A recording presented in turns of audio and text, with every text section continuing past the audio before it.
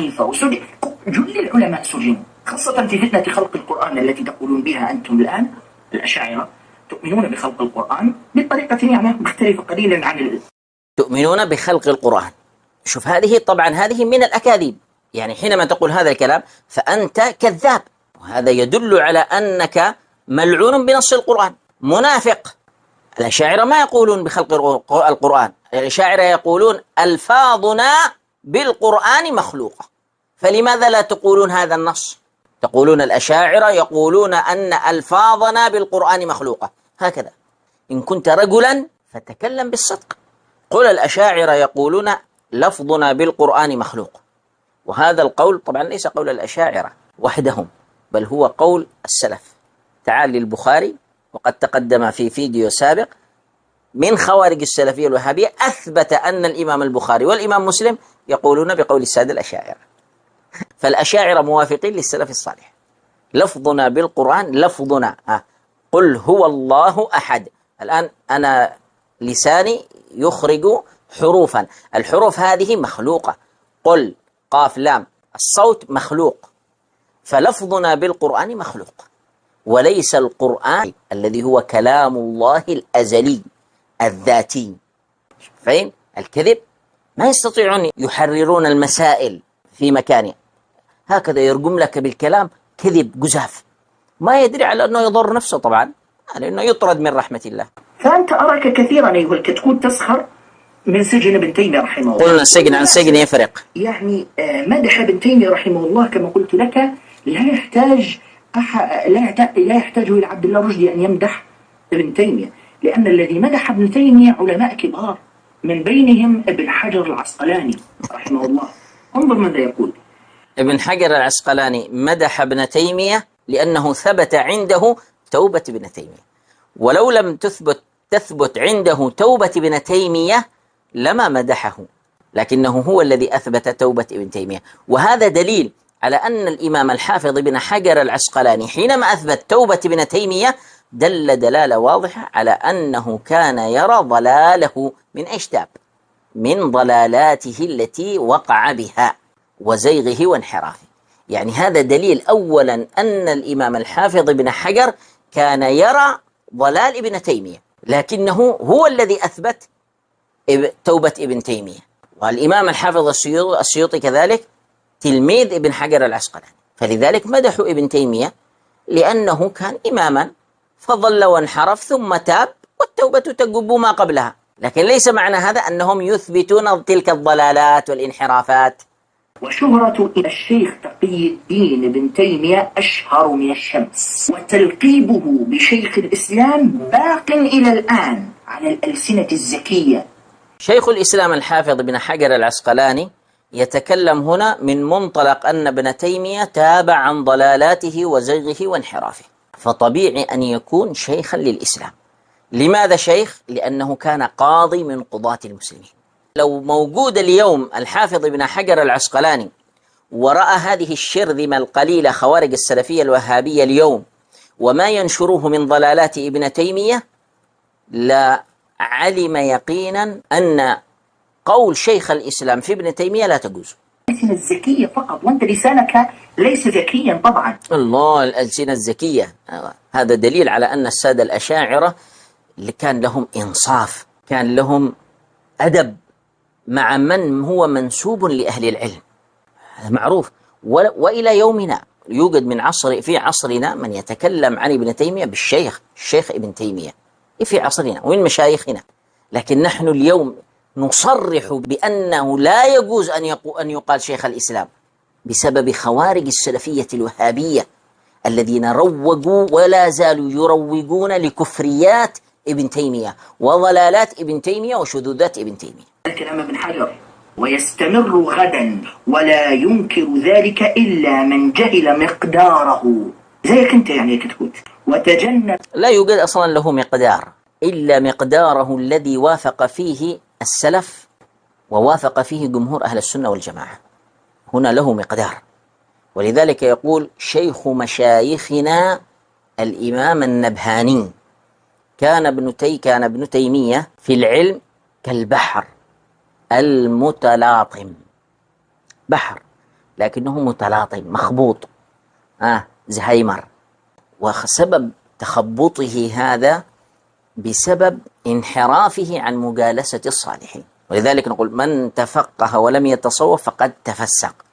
ذلك تجد أنه ينحرف، أنه العلم أصلا يا أحباب ليس مجرد تعبئة العقل، حفظيات تحفظ، لا، العلم نور في القلب.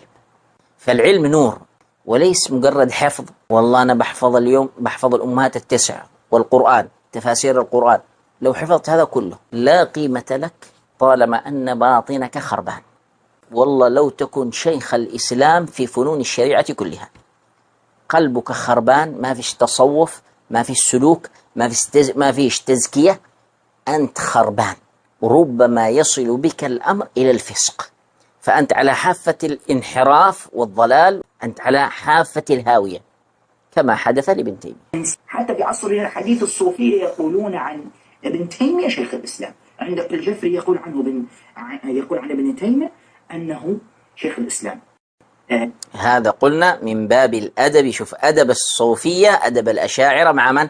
مع علماء. ما يقولون زنديق كما يقول هذا الفاسق المنافق الرويبضة زين خير الله وغيره من كلاب أهل النار خوارج السلفية الوهابية. فقال لك تخيل أنت هذه الصفات منافق، هذا تكفير على فكرة، هذا تكفير، لأن المنافق في شوف الجهل المركب، منافق تكفير، يعني الكذاب كافر، من أخلف وعده كافر، من اؤتمن فخان الأمانة كافر. شوف الآن على قول الجاهل، وقال لك تعال ناقشني وتعال الهارب من المناظرة. تناظر من؟ تناظر من؟ واحد عقله عقل، يعني إيش أقول بالله عليك؟ من تناظر؟ تناظر واحد بهذا الجهل، جهل مركب. الشرعي هو الذي يظهر الإسلام ويبطن الكفر، يظهر الإسلام ويبطن الكفر. هذا قلنا النفاق العقدي، لكن هناك النفاق عملي، ما يستطيع يتكلم، جاهل. ذو وجهين، ذو وجهين. أنا ما رأيت يعني عند هؤلاء إذا واحد كان ينتسب للصوفية ثم تاب عن هذا الأمر لمعرفته بالحق، هذا عنده ذو وجهين.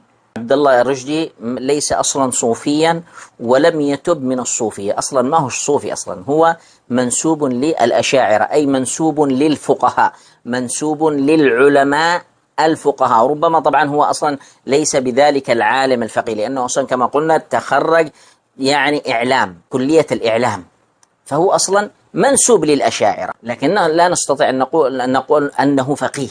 فما بالك بصوفي ما هوش متصوف نهائيا، تصوف بعيد عنه. ويقدح بالأولياء، يقدح بالأولياء. من الأولياء؟ طبعا أنا عارفك تقصد من. أنت تقصد رد الدكتور عبد الله رشدي على المجرم يسري جبر. يسري جبر هذا المجرم.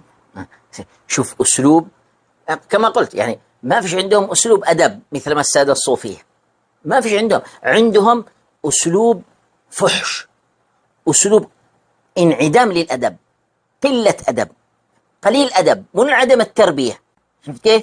ويريد منك ايش تكون منصف وتكون ذو أدب مع رموز كلاب أهل النار خوارج السلفية الوهابية المقسمة هؤلاء. ايش دخل الدكتور يسري جبر بعبد الله رشدي؟ ما رأيت أنا عبد الله رشدي يقدح بالدكتور يسري جبر، وأتحدى أن يقدح به، لا يقرأ، لا يمكن، هذا أحد شيوخ الأزهر، وعبد الله رشدي منسوب للأزهر ولا لا؟ فلا يقرأ. أنا تكلمت عن عبد الله رشدي حينما رأيته يتكلم ينقل قول ابن حيان في الشيخ الأكبر محي الدين بن عربي. شوف، لكن لما يكون واحد ايش أقول، رويبضة أو نقول نكرة مغلة في الإبهام، يطعن في سيدنا معاوية رضي الله عنه، يسري جبر هذا القائل بوحدة الوجود. يسري جبر وحدة الوجود لها معنيين عند علماء أهل السنة. معنى الذي شرحه الدكتور يسري جبر وهو معنى موافق تمام الموافقة للدين، وأتحدى أن ينتقد خوارج السلفية الوهابية ما ذكره الدكتور يسري جبر من معنى وحدة الوجود. وهناك وحدة الوجود التي هي في عقول خوارج السلفية الوهابية، هذه نفاها علماء أهل السنة والجماعة، ومنهم الشيخ الإمام العارف بالله سيدي عبد الغني العمري. الذي قال هي وحدة شهود وليست وحدة وجود. قال الرب عبد والعبد رب، فيديوهات كلها مشهورة وموجودة. يسري جبر الذي يعتبر العراة أولياء، يسري جبر الذي يعتبر من يقول سبحاني ما أعظم شأني هذا ولي من أولياء الله. هذه الكلمات كلها مذكورة في كتب أهل السنة عن الأولياء الربانيين، ولها معان معروفة عند علماء أهل السنة، ولم يقدح أحد بها إلا خوارج السلفية الوهابية والمشبهة والمجسمة ممن قبلهم. يسري جبر الذي حلل الموسيقى. اسمع ماذا قال الدكتور يسري جبر حول هذه الكلمات لتفهم المعاني، لكن هم ما يريدون أن يفهموا المعاني، ما يريدون أن يفهموا المعاني الحقيقية التي قالها الشيخ وأراد بها الشيخ نفسه الذي قال هذه العبارة كالإمام أبي يزيد البسطامي. لا، هم يريدون طالما أنه صوفي لابد أن نكفره، لأن لابد أن نتمسك بهذه الشبهة ونكفره من خلالها. بس هذا الذي يريده خوارج السلفية الوهابية. واعتبر من يحرم الموسيقى هو من الوهابية، على الرغم من أن الذي حرم الموسيقى ناس قبل أن يولد ابن عبد الوهاب. الشيخ محمد بن عبد الوهاب رحمه الله أصلا شخص عنده فجور. الموسيقى من حرم الموسيقى حرمها ليس جملة وتفصيلا. اليوم في عصرنا جمهور أهل السنة والجماعة على عدم تحريم الموسيقى جملة وتفصيلا بالإجمال، هذا الذي يقصده الدكتور يسري جبر بالجملة. لكن هناك بعض العلماء حرموا بعض الموسيقى وبعض سماع الموسيقى، وكلهم أجازوا الموسيقى المربوطة بالأناشيد بالقصائد بالمدائح، فهي مثل الكأس، يحرم هذا الكأس إذا وضعت فيه خمرا، مثل التلفاز، يحرم هذا التلفاز إذا نظرت إلى المحرمات من خلاله ونشرت الفسق والفجور من خلاله، وهكذا الهاتف وغيره. هؤلاء عندهم تحريم جملة وتفصيلا، الحلال حرام والحرام حلال، السنة بدعة والبدعة سنة. هذا مذهب خوارج السلفية الوهابية قائم على هذه الأمور. واعتبر عذاب المشركين في النار رحمة. تخيل أنت، يعني لما الآية تقول هم يصطرخون فيها ويقول لك رحمة، خلاص يعني الكافر صح يدخل النار، هو قال هكذا الكافر سيدخل النار، لكن سيدخل وسيتنعم في النار، وأنت ترى هذا يعني جهل. أنا يعني صراحة الجهل المركب في هؤلاء الخوارج شيء ما يتصوره عقل، يعني ما يستطيع أن يفهم الألفاظ والنصوص، ما فيش يا أخي، عندهم جهل أعوذ بالله، يعني جهل شيطاني، جهل إبليسي. عذاب الكفار رحمة، أي رحمة لهم أصلا، يعني مثل الذي زنى فقام القاضي أو الحاكم بجلده، أو إن كان محصن برجمه، هو عذاب ولا مش عذاب؟ في ظاهره عذاب، باطنه رحمة، في باطنه رحمة. فعذاب الكفار رحمة، لأن الرحمة موجودة حتى في عذاب الله. فهم لك واحد بغل ما يستطيع أن يفهم الألفاظ ولا أن يفهم النصوص، فقط لأن المتكلم أحد السادة الصوفية الأشاعرة خلاص يريد أن يقدح بها هكذا. بس أقول لك قدو ملعون، هكذا قدو ملعون ملعون بنص القرآن، يكذب أمامك ويفجر في الكذب، والكذاب ملعون بنص القرآن، وعادوا عند الجهل. العلم نور ما يتحصل واحد ملعون بنص القرآن ديدنه الكذب ينشر مذهبه بالأكاذيب.